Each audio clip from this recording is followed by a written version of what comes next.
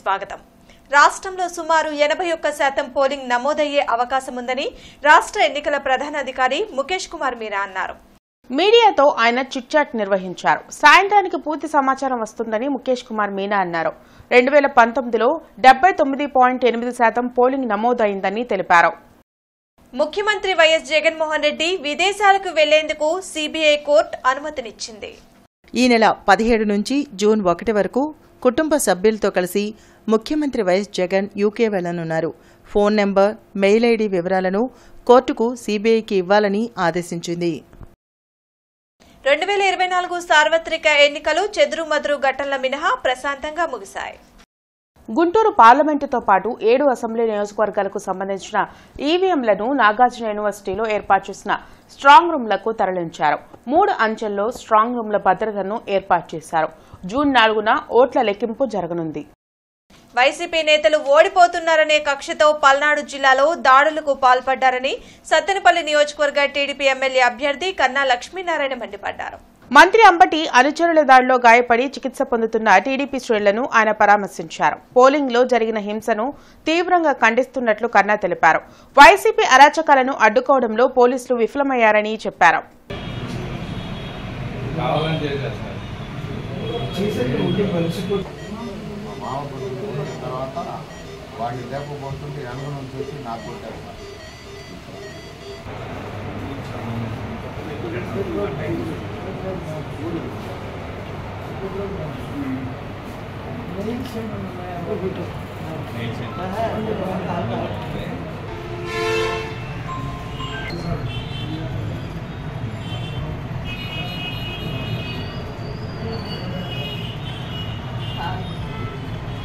వాళ్ళు కామన్గా వాళ్ళు తెప్పించి పెడుతున్నారు. సెంట్రల్ సెక్యూరిటీ ఏం చేస్తారు తెలిస్తే బాగుండేది. ఎక్స్పెక్ట్ చేస్తాను 10 మందికి 5 నిమిషాలు వాళ్ళు బాగా పెంచుకోవచ్చు. ప్రజాస్వామ్యాన్ని రక్షించేందుకు, అన్యాయాన్ని ఎదిరించేందుకు ఓటర్లు పోలింగ్ కేంద్రాల వద్ద క్యూలు కట్టి ఓటు హక్కును వినియోగించుకున్నారని కూటమి నేతలు వర్ల రామయ్య, శ్రీనివాసరావు, లంకా దినకర్ తెలిపారు. మంగళగిరిలోని టీడీపీ కేంద్ర కార్యాలయంలో వర్ల రామయ్య, శ్రీనివాసరావు, దినకర్ మీడియాతో మాట్లాడారు.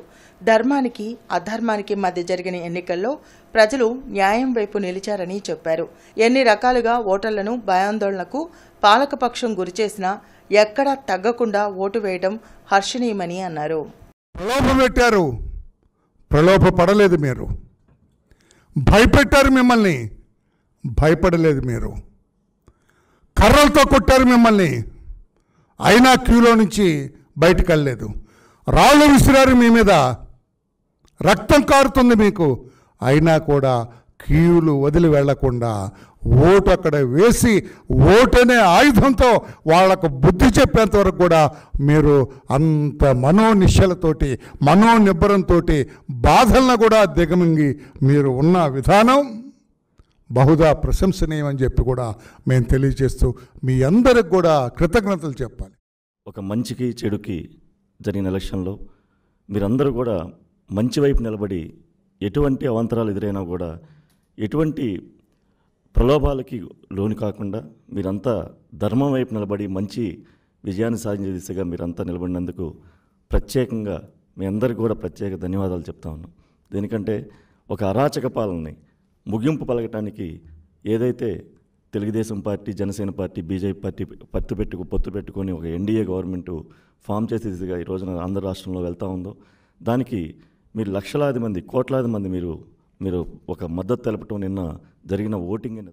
ఈ యొక్క దుష్ట దుహంకార అవినీతి ప్రభుత్వాన్ని నడుపుతున్న జగన్మోహన్ రెడ్డి పాలనకి చరమగీతం పాడాలి అనేటటువంటి ఉద్దేశంతో మొక్కవోని ఆత్మవిశ్వాసంతో ప్రజలందరూ కూడా వారి యొక్క ఓటు హక్కుని వినియోగించుకోవటం దాదాపు 80% దాటి 83-84% మధ్యలో వరకు వచ్చేటటువంటి పరిస్థితి. ఎన్నో రకాల అవాంతరాలు, ఎన్నో రకాల హింసాత్మక చర్యలు చేపట్టి వినరాని భాషతోటి దుర్భాషలాడినా కానీ ఇవాళ ప్రజలు ముఖ్యంగా ఎస్సీ, ఎస్టీ, బీసీ, మైనార్టీలు అందరూ కూడా ప్రతి ఒక్కరూ కూడా వారి యొక్క ఓటుని కూటమి అభ్యర్థులు వారి యొక్క కర్తవ్యాన్ని నిర్వర్తించారో దానికి కృతజ్ఞతలు తెలపాలి అనేటటువంటి ఉద్దేశంతో ఈ యొక్క అచ్చంపేట మండలం వేల్పూర్లో ఉద్రిక్తత కొనసాగుతుంది. వైసీపీ టీడీపీ శ్రేణుల మధ్య పోలింగ్ బూత్లో జరిగిన వివాదం చల్లారలేదు. రెండో రోజు ఇరు వర్గాలు గ్రామాల్లో భారీగా రోడ్లపై మోహరించాయి. అలర్ట్ అయిన పోలీసులు గొడవలు పెద్దవి కాకుండా చర్యలు చేపట్టారు.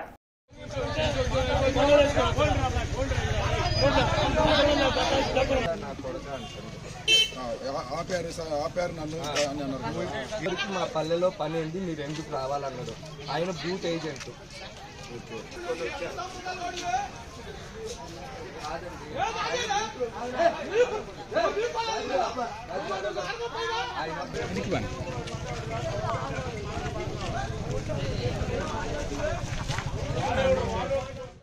పల్నాడులో పోలీసు యంత్రాంగం విఫలమైందని మంత్రి అంబటి రాంబాబు అన్నారు. సత్తెనపల్లిలో ఆయన మీడియాతో మాట్లాడారు.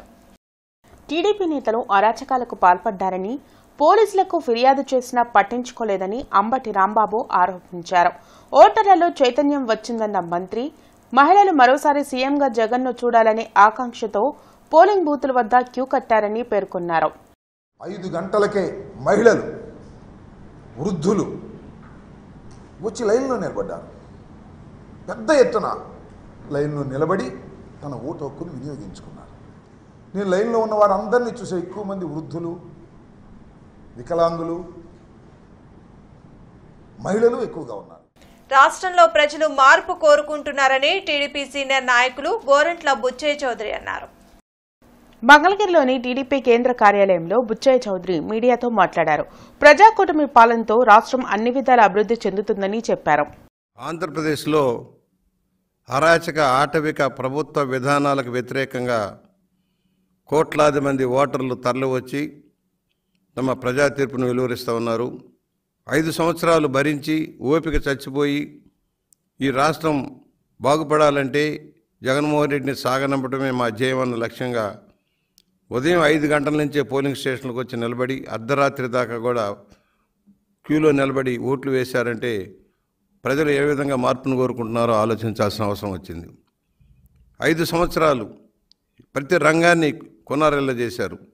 తమ సామ్రాజ్యం ఇష్టారాజ్యంగా చేయొచ్చు, ఒక నియంత పోకడపోయిన ఈ ప్రభుత్వానికి గుణపాఠం చెప్పాలనే లక్ష్యంలో అన్ని ప్రాంతాల నుంచి, ఉత్తరాంధ్ర నుంచి రాయలసీమ నుంచి కోస్తాంధ్ర దాకా కూడా ఒక ఉద్యమంలాగా పోరుబాట పెట్టారు.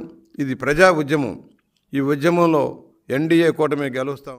బీజేపీ జిల్లా అధ్యక్షులు వనమా నరేంద్ర కుమార్ మీడియా సమావేశంలో మాట్లాడుతూ ఆంధ్రప్రదేశ్ అభివృద్ధి ప్రధాని నరేంద్ర మోదీతోనే గ్యారంటీ అని ప్రజలు విశ్వసించారు కాబట్టే నిన్న జరిగిన ఎలక్షన్స్ లో ప్రజలు స్వచ్ఛందంగా వరదలాగా ఉదయం నుండే భారీగా ఓట్లు వేసి ఏపీలో కూటమికి ప్రజలు పట్టం కడుతున్నారని తెలిపారు.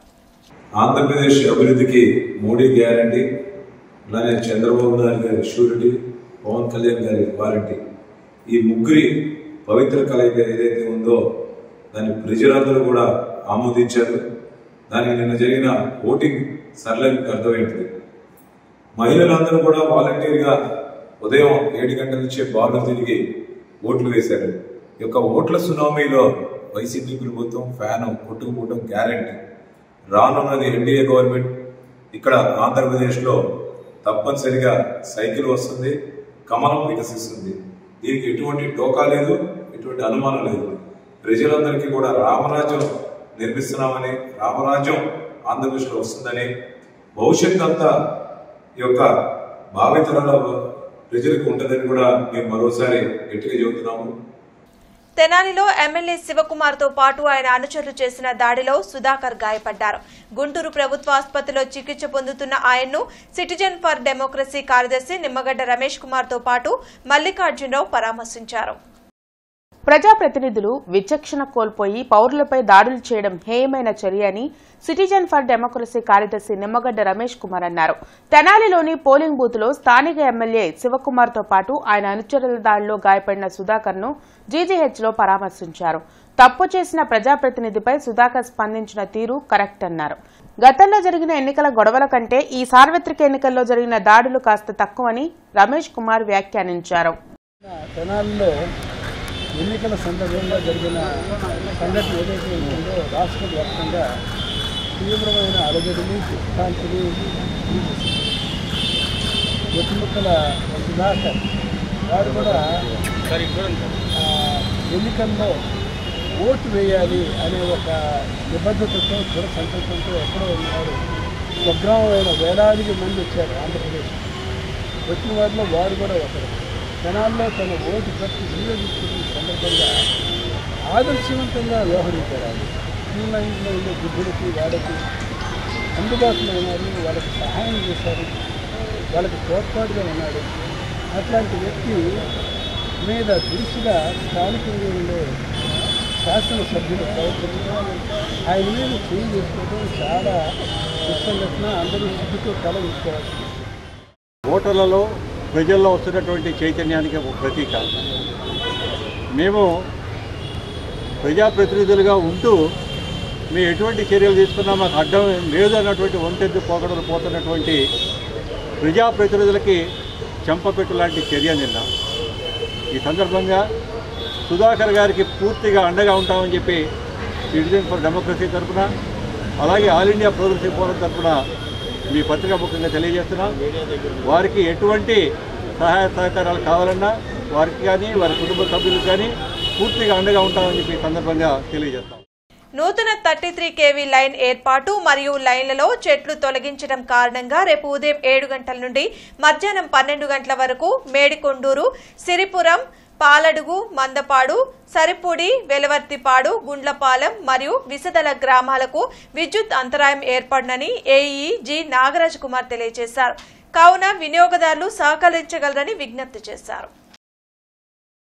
పల్నాడు జిల్లాలో వైకాపా శ్రేణులు రెచ్చిపోయారు.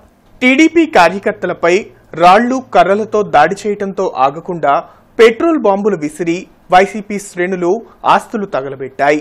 దాచేపల్లి మండలం తంగెడ గ్రామంలో పోలింగ్ ముగిసే సమయంలో వైసీపీ వర్గీయులు పోలింగ్ కేంద్రం వద్ద వేచియున్న టీడీపీ నాయకులు, కార్యకర్తలపై రాళ్లు విసిరారు. దీంతో సుమారు 20 మంది గాయపడ్డారు. ఇద్దరికి తీవ్ర గాయాలయ్యాయి. అనంతరం తంగెడ రోడ్డుకు ఇరువైపులా టీడీపీ వర్గీయుల దుకాణాలపై పెట్రోల్ బాంబులు వేయటంతో దుకాణాలు, ద్విచక్ర వాహనాలు కాలిపోయాయి.